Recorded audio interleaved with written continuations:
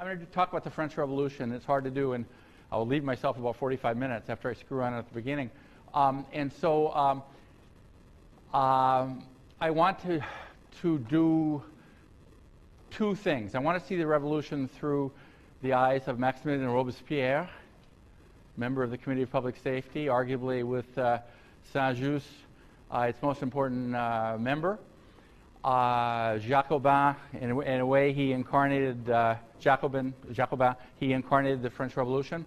And in doing so, I want to talk about the terror, and above all, why it was that people supported or opposed the revolution. And it comes down a great deal to religion, as we'll see. But first, because I promised that we had the only live bootleg, album of the trial of the king and of his execution, I thought I'd play those, and also the death of Citizen Marat in his bathtub.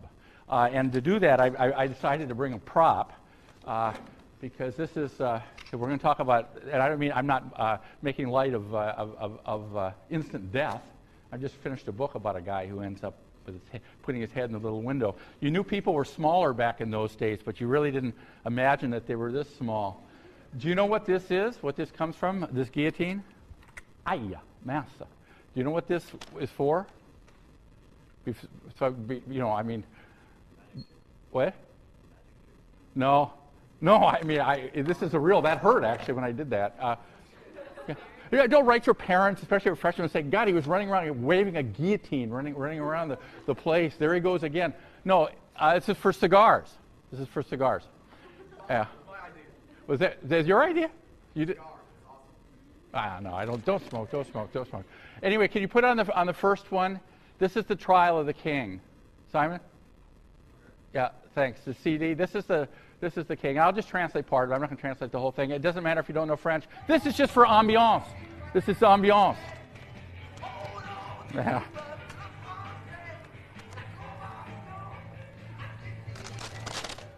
They're putting him on trial. Oh.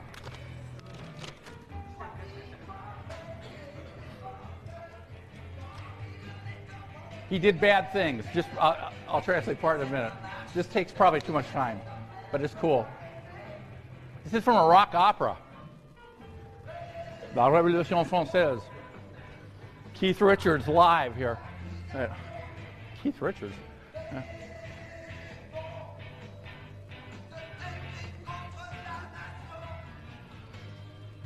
Yeah. This is too long to get to it. Apologize. But Louis the 16th, this was his finest moment. This is not Louis the 16th. Shit.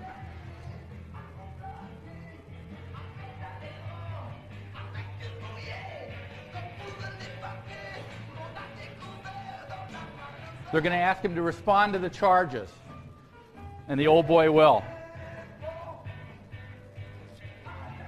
Yeah. Answer the act of accusation, the indictment.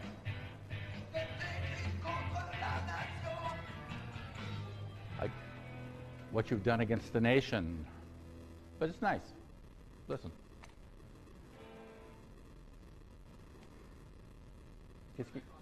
Yeah. I should have started with the next one, actually. No. This is it.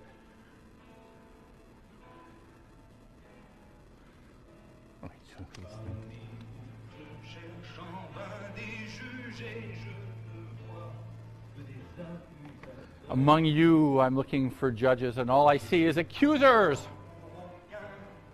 I want to do the whole thing.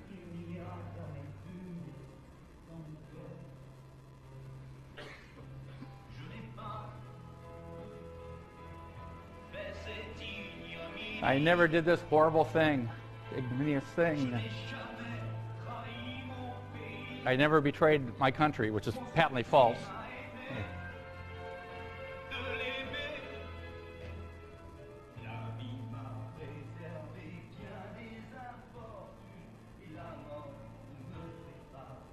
Oh, life has given me some misfortunes, and death doesn't frighten me at all.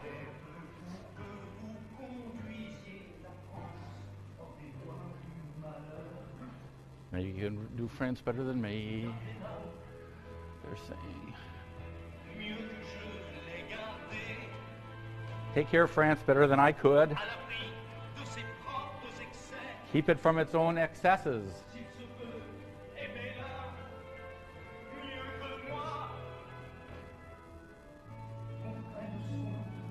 Take care of my family. They didn't come out very well either. Take care of my children. It's the only favors.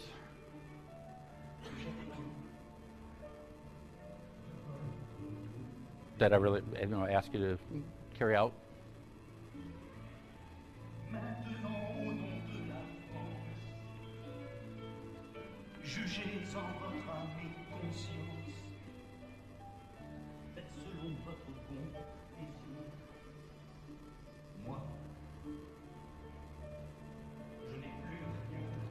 Je n'ai plus rien à vous dire. I have nothing more to say to you.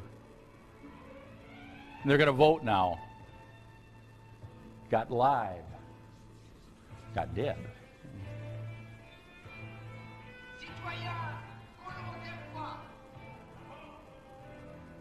La mort, death. C'est injuste. La mort. Marat. He'll get his in a few minutes.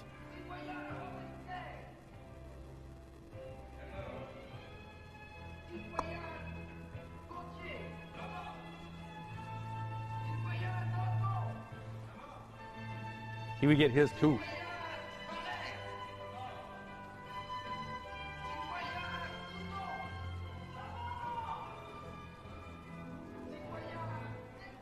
Okay, now they execute the old guy. Next, please.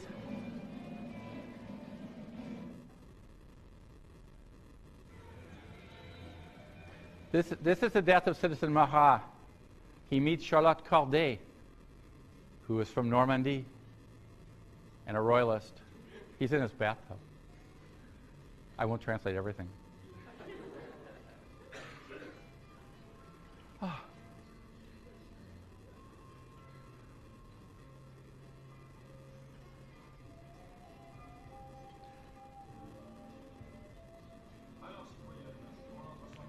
Citizen, you're coming without knocking? Now you're seeing Citizen Marat all nude in his bath. What's your name? Charlotte. Ah, but you have very nice eyes. Come here, a little closer. What can I do for you? I won't translate that. Do you like them, citizen? Ah.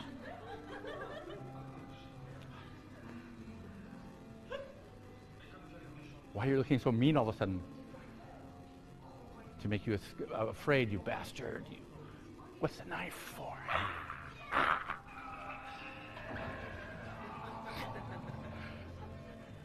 You heard it live, that's it.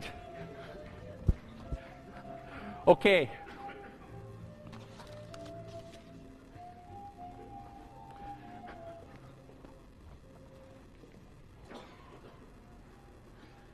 Can we get the lights, please, Simon?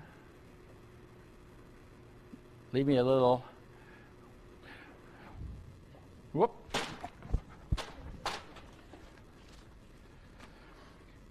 Maximilien Robespierre was born on May 6, 1758 in Arras, a beautiful town destroyed in World War I in the north of France. His father was a lawyer, who was the son and grandson of lawyers. His father married the daughter of a well-to-do brewer, and they were married a few months before the birth of Maximilien. Two daughters, one who died, this was fairly normal, and Augustin, his brother, followed. His mother died giving birth to a fifth child who barely survived her. The father was unstable, always leaving home at the time of the birth of all of his children. He finally died in Germany. So Robespierre never had a family.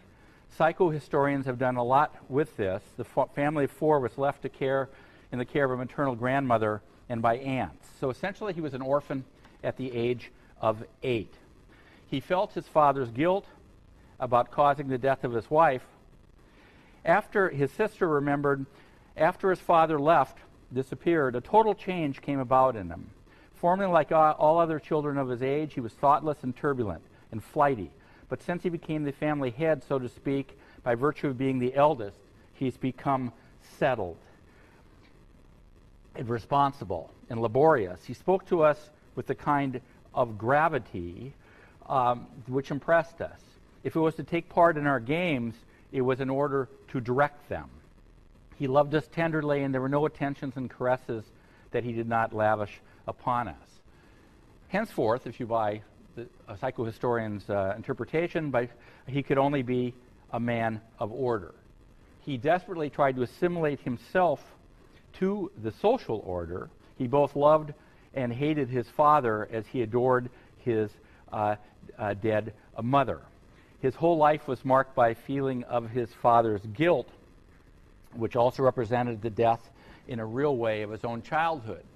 And in his last hours, his death wish, his inability to act when he might have saved himself, can be seen, if you will, in that context.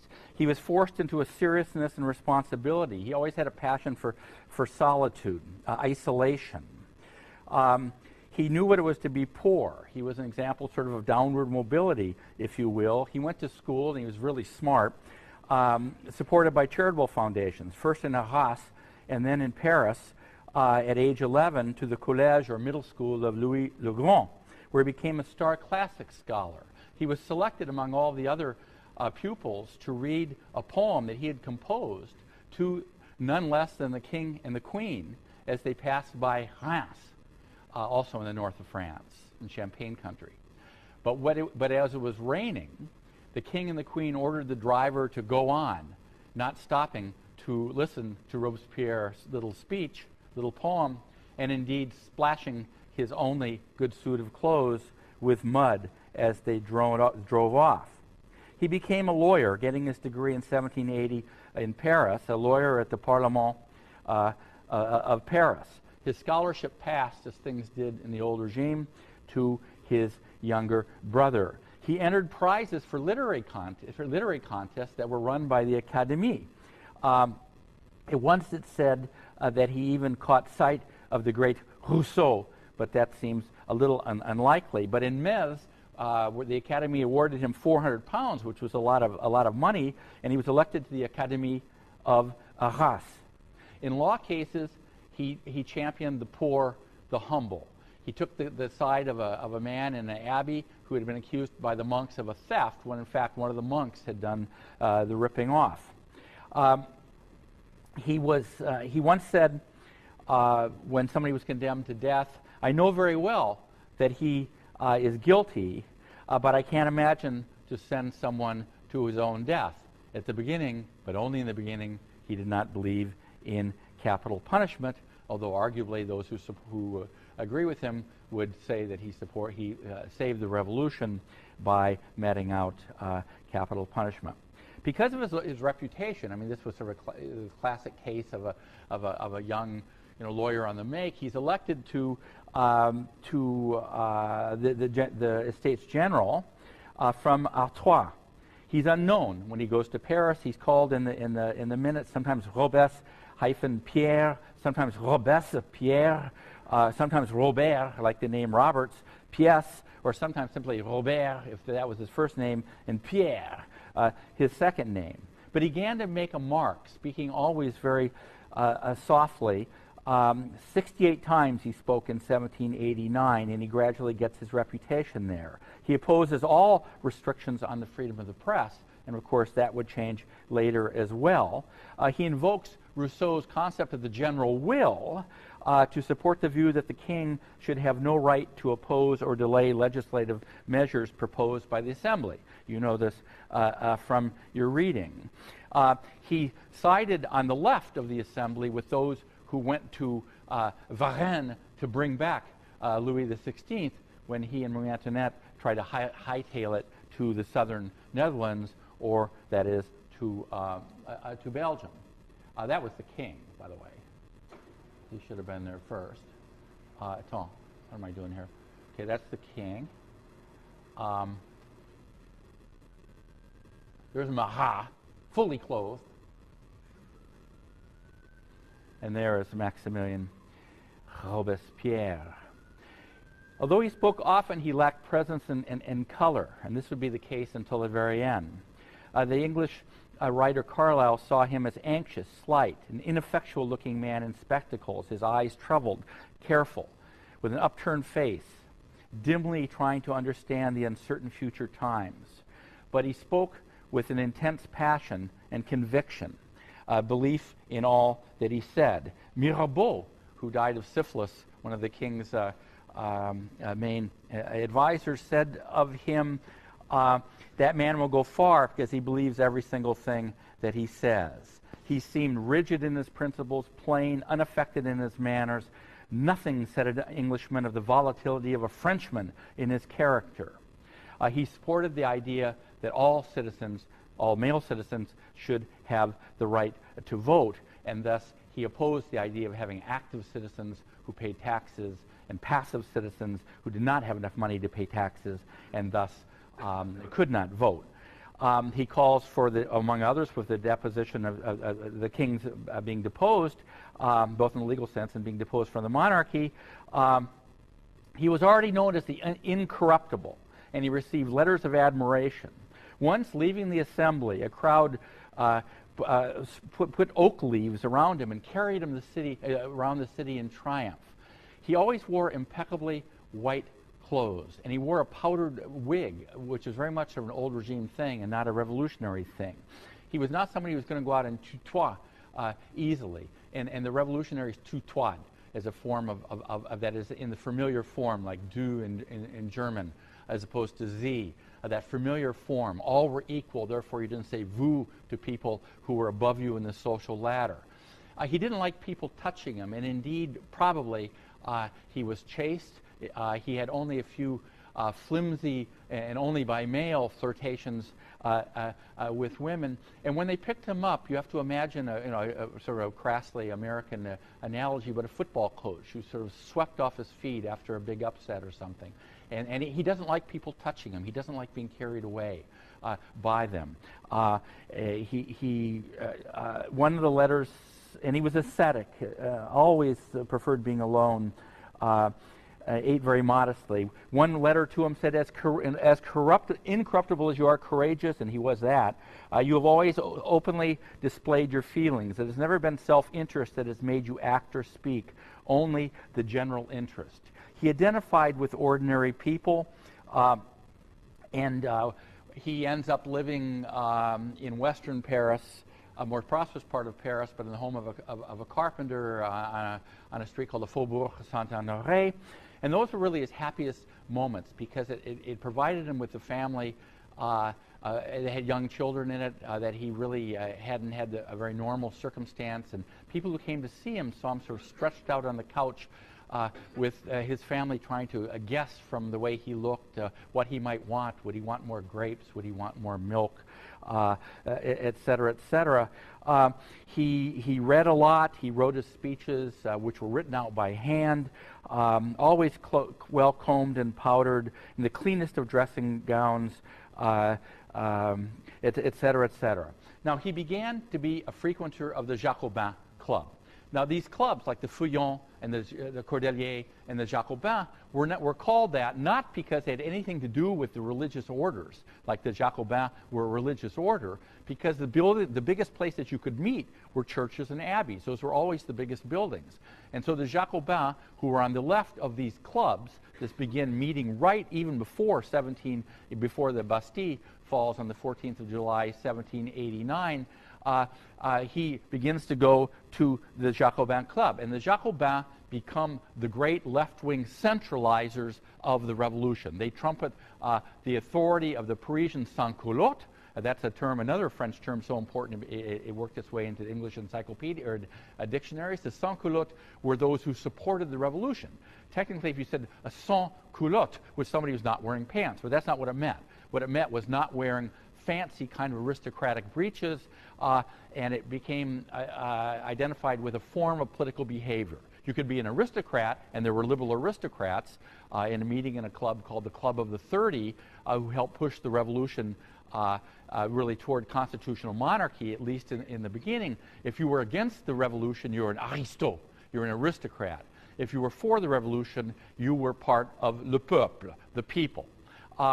And you chose the color red because red becomes the color of the left-wing interpretation of the revolution. And you gave people kisses on both sides of the cheeks, or 3 times, depending on where you were in France, as recognizing the solidarity you had as being a citoyen, that is a male citizen, or a citoyenne, a female citizen as well. The whole idea of kissing, by the way, is terribly important in France, but that's mostly a late 19th and really 20th century thing, because people really kept their distance. Whereas now, if you live in Paris, you kiss twice, or in the 16th arrondissement, not at all. You merely shake hands. If you live in the Parisian suburbs, often you kiss 4 times. If you live in the south of France, you kiss 3 times. In the department of the Hérault, which is Bas-Languedoc, if you live in Béziers, you kiss 3 times. If you live in Montpellier, which is a more aristocratic city, traditionally a more formal city, though it's a big university town, it really rocks, you kiss only twice. But this idea of kissing people on the cheeks was a sign of revolutionary solidarity, and symbols were very, very important. If you carried pikes around, pikes at the Battle of Valmy, which you can read about, it's the pikes of the sans-culottes that stopped the highly professional armies of the enemies of the revolution. He believes in the necessity of a single will. Again, this comes out of Rousseau's idea of the general will to save the revolution against its enemies. And he is one of the people that helps push the French Revolution to the left.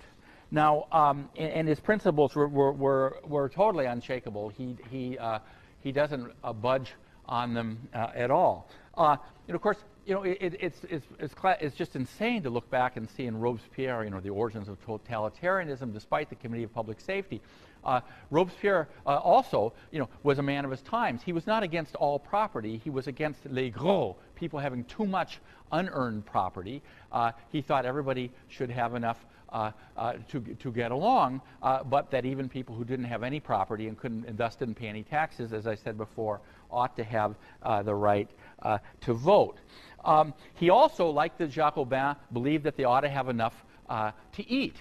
And one of the tensions that one found in French revolutionary political clubs and political societies, and in the sections, neighborhood sections, that began planning how you would defend your neighborhood against foreign invaders or insurgents from within, the price of bread, of course, counted enormously. And in a couple of weeks, I'm going to talk about what difference bread made in terms of popular protest.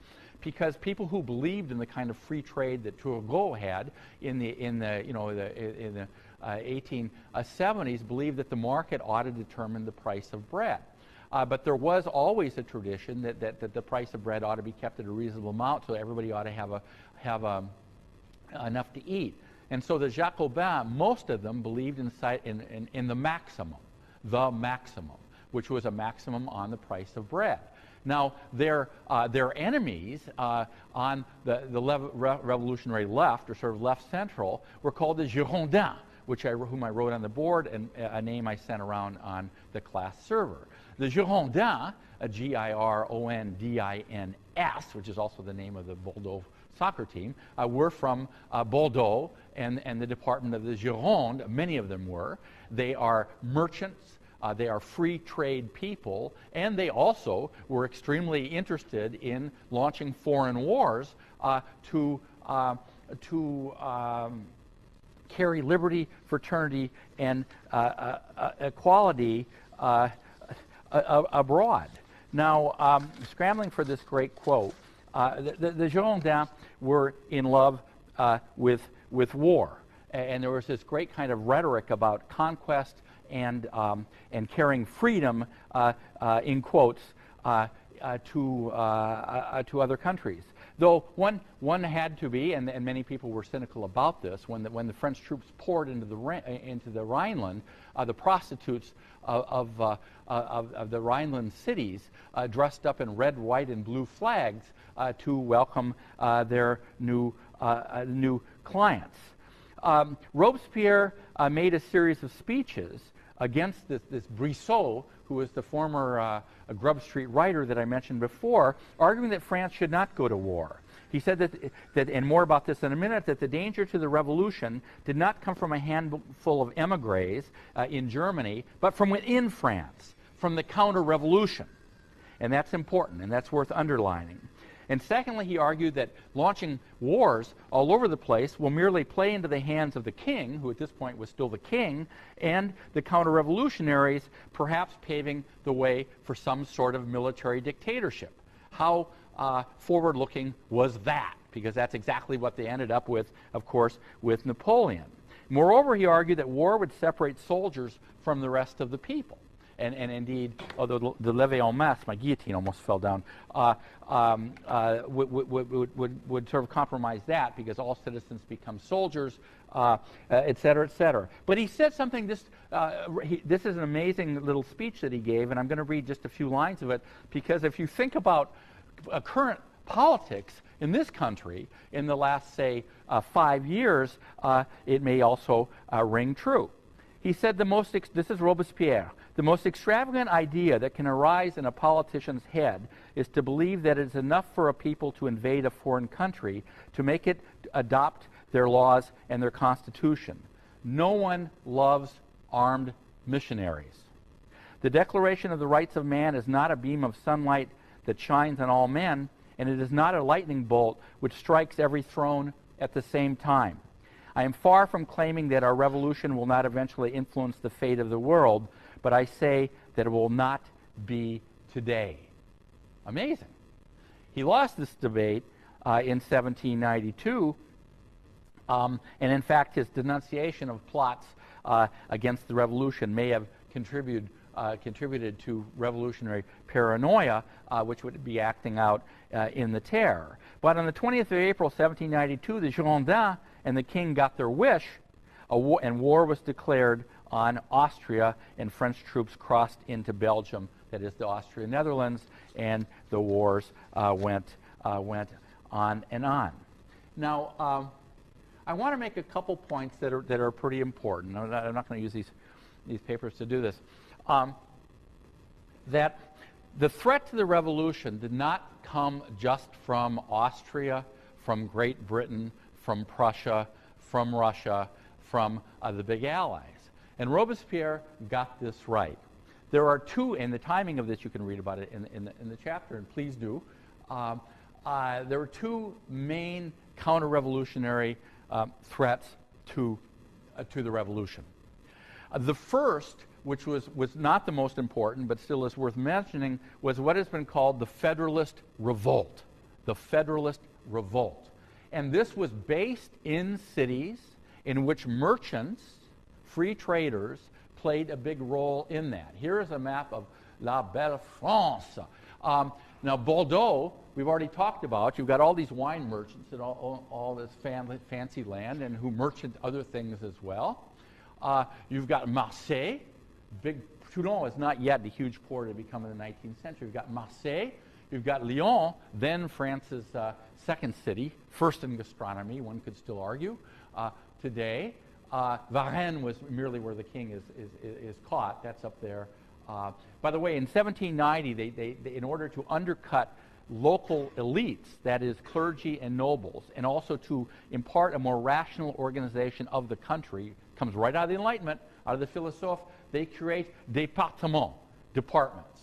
They name most of them after rivers, though some are named after mountains, and they create a capital in each of them. For example, none of this matters, but it's just to tell you what's going on. That's the Haute-Vienne, the capital is Limoges. That's the Corrèze, capital is Toul. Up there is the Creuse, capital is Guéret. This is the Landes, Mont-de-Marsan. This is the Pyrenees, the Atlantic Pyrenees. The capital is Pau, et cetera, et cetera, et cetera.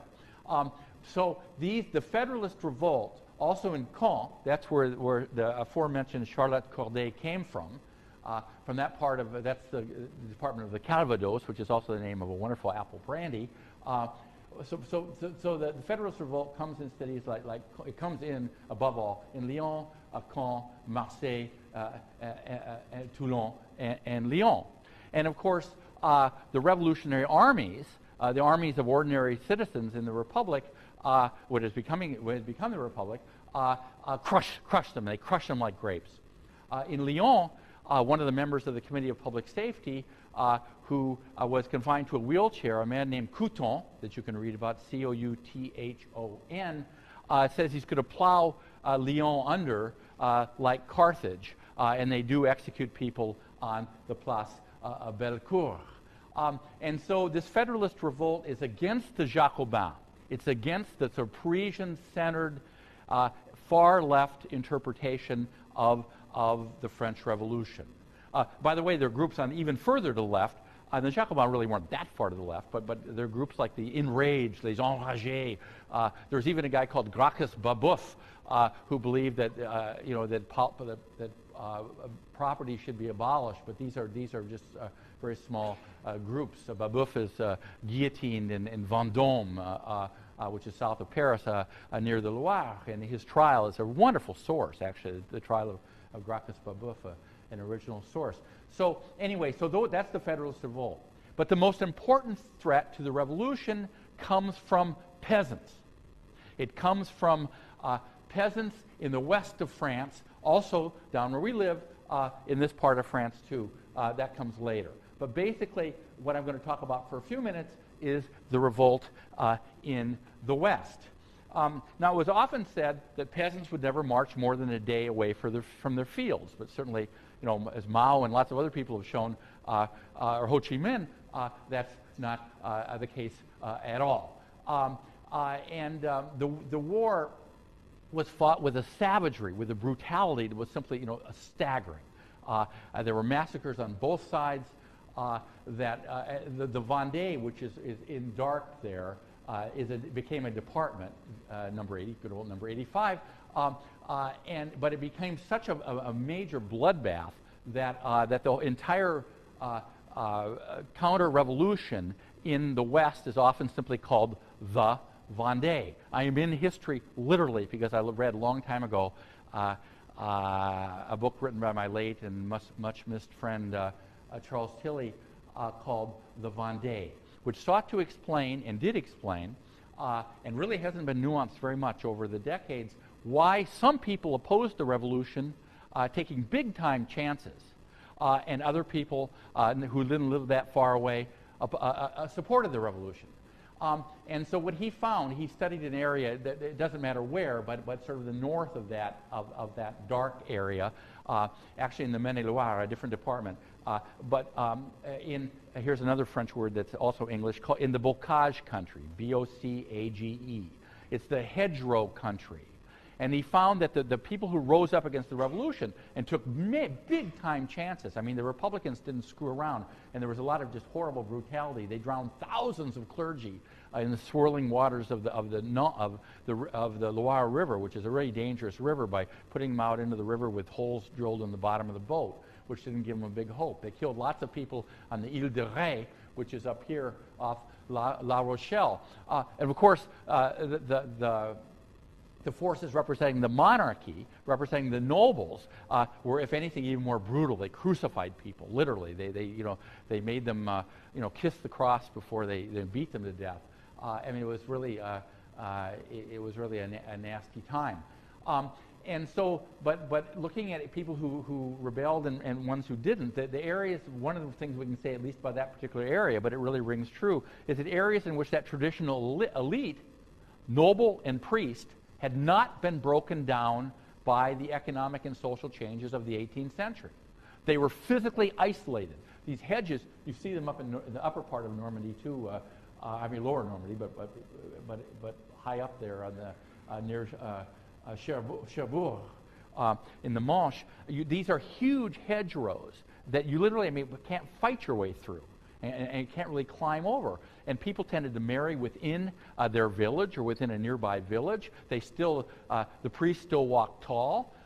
The noble was somebody who they still respected, even though the nobles had left. Many of them are left. And even though many of them, they still had to pay dues to the nobles. And their only contact with this kind of bourgeois world of economic change was with people who were farming taxes, for example, whom they hated, people that were putting out work into the countryside who cheated them and said, well, I told you I'd give you 5 sous last time, but there are a lot of women doing that same work. I'm going to give you 3, and if you don't like that, too bad. I'll walk away and I won't take the cloth work that you've done for me. Too bad for you. Or people that collected the taxes for the nobles.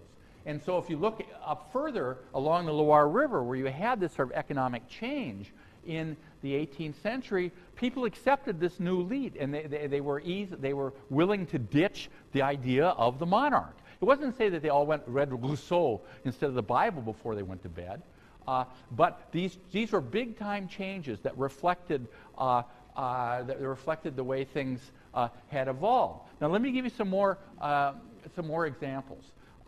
Now, one of the most important moments of the French Revolution, and this is also worth remembering, and you can read about it, the civil constitution of the French clergy.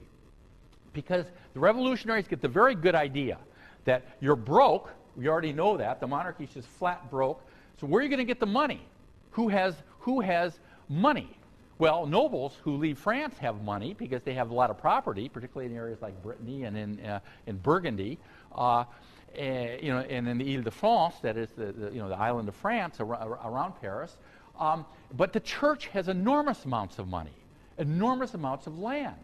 So what they do is they essentially nationalize the church, the details you can get, and they force people to take an oath to the French Revolution, to the nation, to the nation.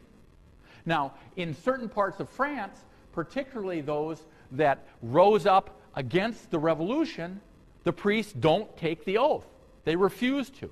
And they are called non-juring, that is, non-swearing priests. J-U-R-I-N-G. In other parts of France, the priests were more willing to take the oath, and they were called juring clergy. So this is important. If you just look at this map, you see this is by a canton, cantons, within departments, but you see all that white up in Brittany in those revolutionary areas. It corresponds exactly to the area of people who fought against the French Revolution, because the clergy still has enormous influence, and sort of the nobles, even if they're living in England at the moment, or living in Britain, or living in the Austrian Netherlands, or in the Rhineland, or somewhere else in Germany. But this isn't enough. I mean, that's not enough, because we have to see really what. Here we go. This is by district. This is an even better map of it. And you see that in the central part of France here, that priests refused to swear allegiance, as in our village, to the French Revolution. But in Brittany and in Normandy, they did massively. And in Alsace and Lorraine, they did massively. And in the north of France, they did massively. So, okay, but I mean, that's fine. That's interesting. But so what's going on here? What's going on? Why does it go like that? It's not just that people also get together and say, let's not swear to the revolution. Let's, go have a drink of Calvados instead. More important changes are going on. Now, the word de-Christianization, which I also sent around, has 2 meanings. One is the campaign against the church by the revolutionaries to melt down church bells, etc., etc. De-Christianization, to change the calendar so that it's no longer January, February, March, but it's Germinal, Thermidor, Ventos, names that have to do with winds and plants and the agricultural calendar.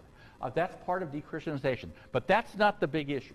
The issue is that in these areas that in which the revolution was accepted, that old-time religion was on the rope.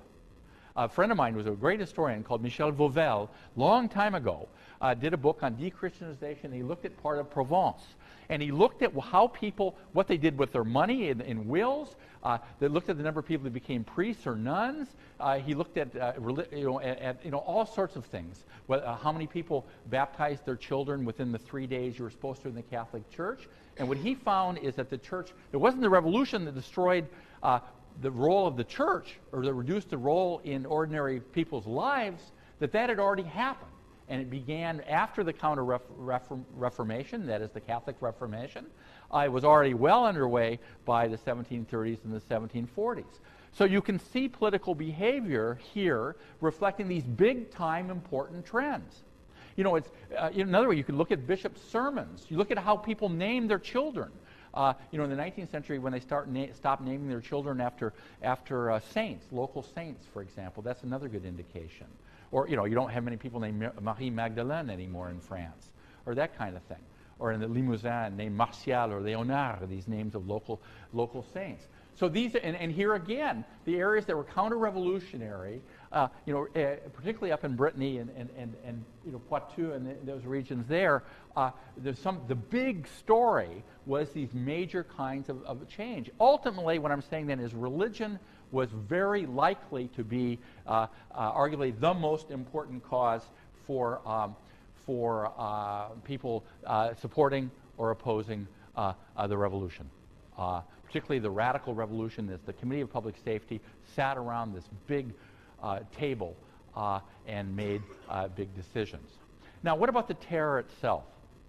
The interpretations of the terror basically have gone like this. One, it was sort of a bloodletting by the very poor of their social betters. Well, that's pretty much nonsense. Secondly, that it's a reflex action to save the republic. Well, that makes more sense. Basically, and somebody in the 1930s, before there was really quantitative history, went to look. A guy called Donald Greer said, let's look at the victims of the terror. And what he finds fits into where we started, which is Maximilien Robespierre and his attempt to save the revolution.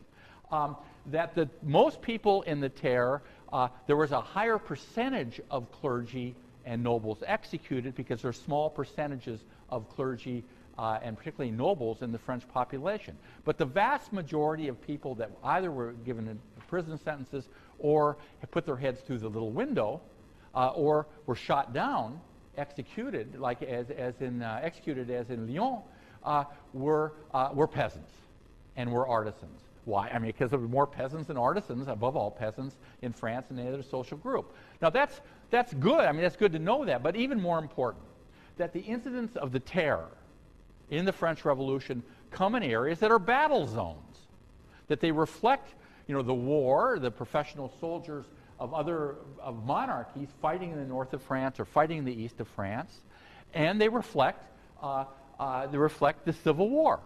Is that a lot of people were put to death or were executed because they were fighting or participating in supplying troops in battle zones. It's possible, as my friend David Bell has argued, to say that parts of this represent the first total war. I'll talk more about that when we get to Napoleon, because it's an interesting subject. But anyway, the terror was no sort of bloodletting, organized bloodletting, or spontaneous. It was that too, despite the horrible incidents, despite Nantes and despite the massacres in the prisons in September massacres in Paris. There was a logic to this, and it had to do with trying to save the revolution. Now, back to Maximilien Robespierre. Fumbling through his papers here to get to the appropriate point.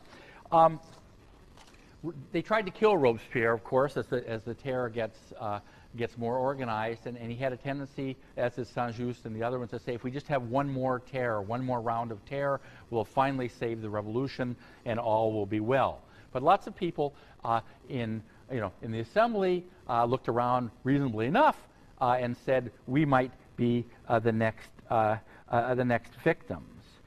He became increasingly tired, fatigued. He was never, a dramatic speaker, but it was as if he no longer wanted to be heard. 2 attempts on his life. It finally got him to come to the Jacobin Club and to go the convention.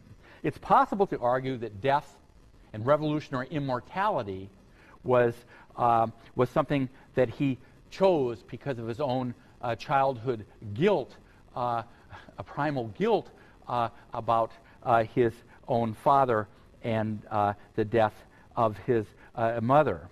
For someone who was ascetic and withdrawn and preferred to be alone, he became increasingly that way, unable to act. In 1794, in Thermidor, the month of Thermidor, he became increasingly obsessed with his own end, his own demise. He says, if Providence has seen fit to snatch me from the hands of the assassins. It was to ensure that I would profitably employ the moments that still remained to me. Yet he could only, as people howled at him from every conceivable angle in the convention, murmur almost inarticulately. When he mounts the rostrum on the 8th of Thermidor, he gives an incredibly clumsy speech for Robespierre. I need to unburden my heart. Everyone is in a league against me and against those who hold the same principles that I hold. What friend of the nation would wish to serve the nation when he no longer is allowed to serve it? Why remain in an order of things in which intrigue eternally triumphs over truth? How may one bear the torture of seeing this horrible succession of traitors? Perhaps he thought that his own death would rouse the patriots, that is, the sans-culottes in the sections, in the neighborhoods of particularly central in eastern Paris. 11 times he is shouted down, and people shouting, "Down with the tyrant," and he says only, "I ask for death." He leaves with his brother and with Couthon, and they go to the town hall. The same building is not there, but it's in the same spot, and they wait upstairs. And occasionally somebody would say to him, "Well, why don't we go out and rouse up the sections? Why don't we, we are at great risk here." And they just sit there. They sit in this room. They sit there all night, and finally, inevitably, the troops of the conspiracy run up the stairs. Couthon tries to escape in his wheelchair, and the wheelchair bounces along with him down the stairs. Robespierre either takes a pistol and shoots himself in the jaw, or is shot in the jaw. And he spends time trying to rub the blood because he had this thing about clean white clothes. And until they know what to do with him, at one point he's lying on a table and he points with Saint-Just. They point to the Declaration of the Rights of Man and of Citizen, and they said, "We did that," and indeed they did. And they find themselves taken to the Conciergerie, that is the prison of the Conciergerie, which is still there. It's no longer a prison. It's one of the great Gothic halls, one of the 3 great Gothic halls in France, along with Avignon and Mont Saint-Michel. And of course, the trial is as he would have had it for the enemies of the revolution, is quick, with no defense really permitted. The next morning, they clip his hair back, as one did, so that the long hair would not in any way slow the blade of the guillotine. And they put him in a wagon, and it takes, because there wasn't very good way, there were not major thoroughfares through Paris, they take him to the Place de la Révolution, which is now called the Place de la Concorde, and they pass him by his house, the house of the carpenters which he stayed, where he had his happiest moments.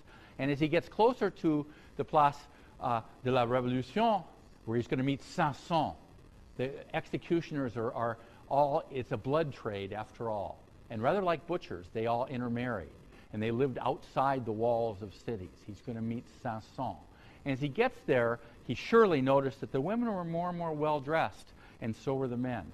And as he gets there, they're shrieking at him an obscene term to go with, "Down with the maximum on the price of bread." It's a different crowd. It's a very different crowd.